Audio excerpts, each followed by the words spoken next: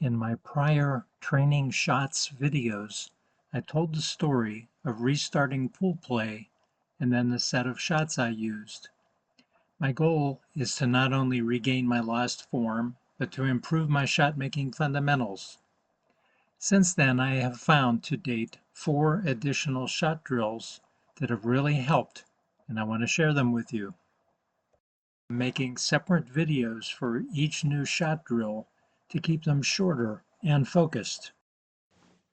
Now it's time to add thin cut angles and distance with this third drill. The shots in this drill increase in difficulty. The final ones are extremely difficult. You may want to not do this drill until you're ready, or just do the first cut angles.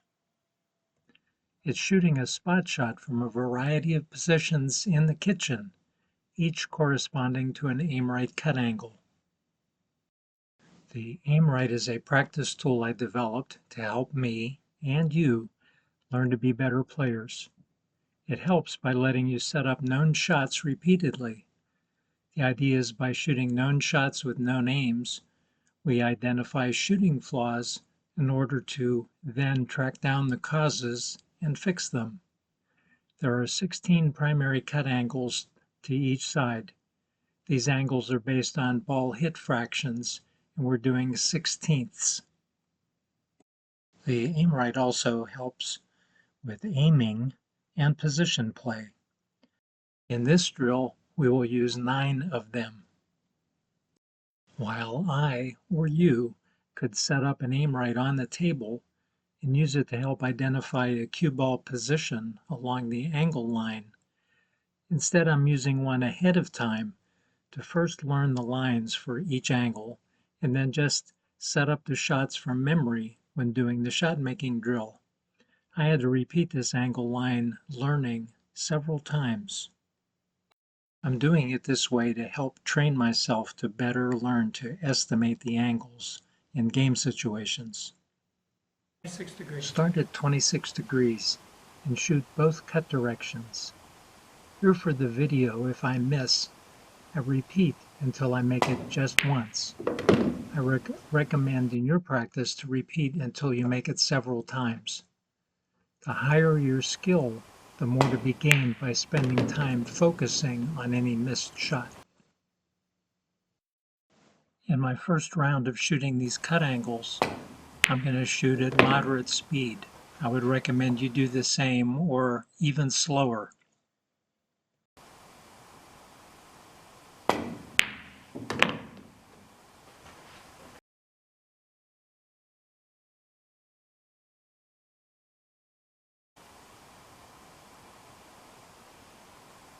At this cut angle and thinner, I can no longer aim the cue ball at some part of the object ball. So not only then is there a mechanical problem of stroking correctly and a normal problem of aiming correctly, but there's an extra visual problem of being able to properly aim at some point in space or deal with a parallax line that's not in line with where my eye is.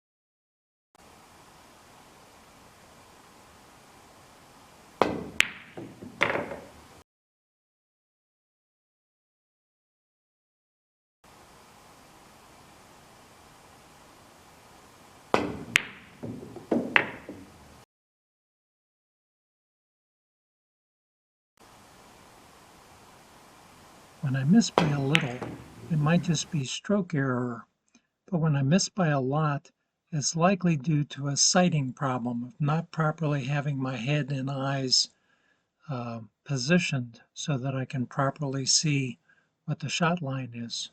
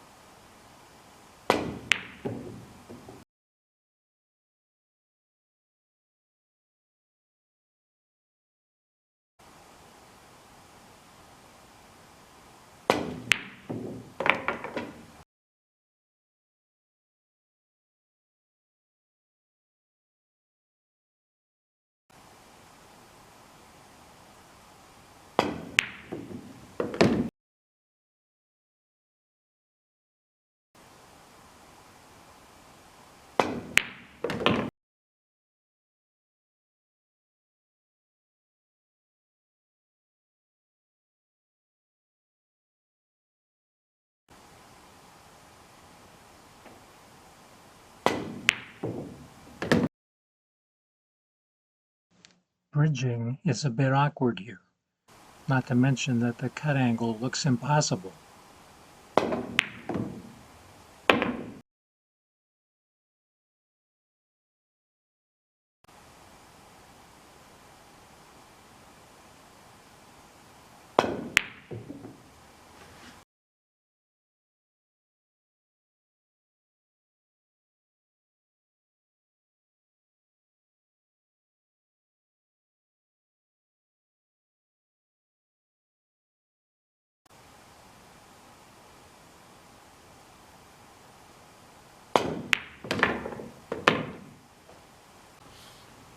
Once you're good enough at the lower speed shots, then it's time to up the ante, increase the speed to firm, and see how you can do in maintaining your stroke form at higher speed. It's much more difficult. If you're critical of my stroke, well, I agree with you. Since I shot this video, I worked to improve my stroke, and I documented that in the video prior to this one in this series.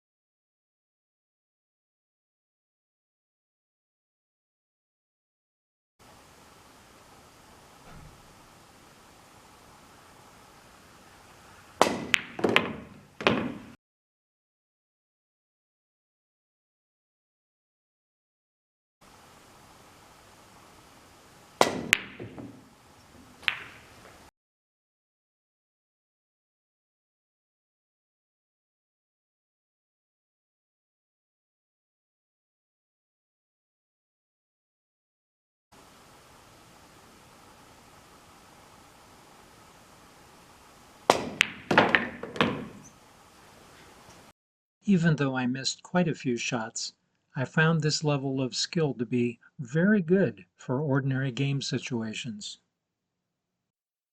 If you're really good at this, tell the rest of us how you do it. How do you aim? And how do you use your head and eyes? Is it any different than when you're shooting full shots? And if you make big improvements doing this drill from when you started, let us know what you learned that allowed you to get so much better. We used an aim rate to set up the known angles from 26 to 70 degrees. Then you got experience with finding how to aim at those known cut angles. Remember that you're not to just use repetition and hope to get better that way. You need to experiment, try varying different aspects of your stroke and eye position and even aiming method to find a way to get better. When you watch the video of my practice, perhaps you notice some flaws in my mechanics. I sure did. So, just like I did, you could take a camera and film yourself and watch. And maybe a good idea would be to watch the video and then do your practice in a way to strive to make the video look wonderful. And then maybe the shot making will follow. And then maybe you'll find you can be your own very best instructor. Well, that wraps it up. Long, thin cuts, challenging our stroke, challenging our eye position and aiming method. Looking forward to showing you the next drill. See you then.